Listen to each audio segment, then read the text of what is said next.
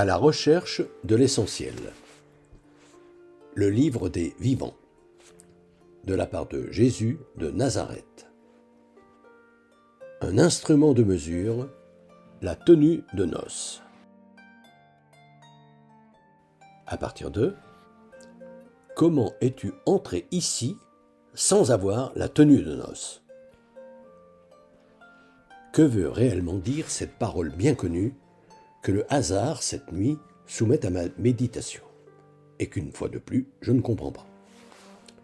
Non, je ne m'en tirerai pas par une pirouette en décidant quel est le report erroné d'un scribe, comme je l'ai déjà fait pour celle, 2 versets plus bas, car beaucoup sont appelés, mais peu sont élus, qui semble conclure la parabole qu'a imaginée Jésus pour nous donner une idée de ce qu'est le royaume des cieux. Cette parabole que je connais bien, où un roi, comprendre Dieu, qui célèbre les noces de son fils, à première vue ce fils qu'est Jésus, dont ceux qui s'en réclament ne peuvent prétendre vivre véritablement qu'à la condition de lui rester fidèles, de même que les rameaux ne peuvent porter de raisin que s'ils ne sont pas coupés du cep, demande par 2 fois à ses serviteurs d'aller dire à ses invités « J'ai fait tuer mes taureaux et mes bêtes grasses, tout est prêt. » La première fois, les invités refusent de venir. La seconde, ils inventent des prétextes qui ne tiennent pas debout, car de fait, l'invitation ne les intéresse pas, ils ont mieux à faire. Les serviteurs insistent, les dérangent, alors là, il ne faudrait tout de même pas exagérer. Les invités tuent les serviteurs. Cette parabole est une variante de la parabole des vignerons homicides.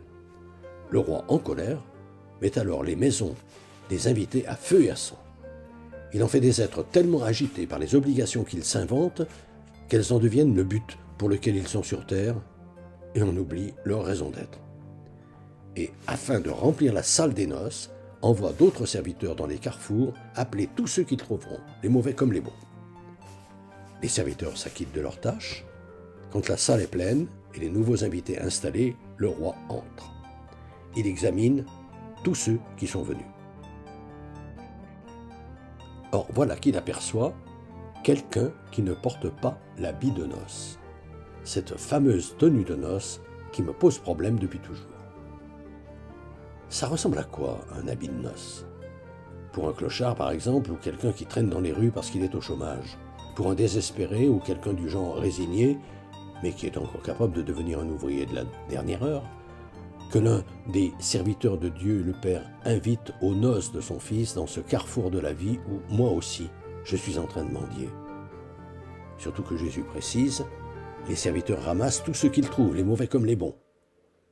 Car tous, nous sommes à la fois mauvais et bons, dans l'ordre. Se rappeler aussi cette autre parole de Jésus, Dieu seul est bon. J'en suis ainsi à m'interroger quand soudain me vient la réponse. La tenue de noces, c'est l'habit des béatitudes.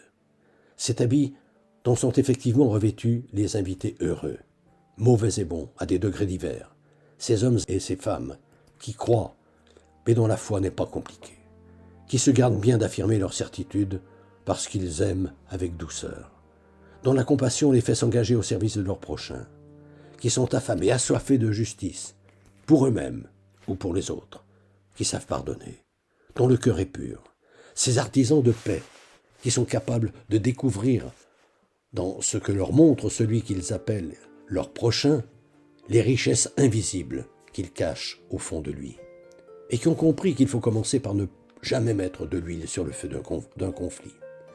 Ces invités heureux qui prennent le risque d'être calomniés, voire d'être persécutés.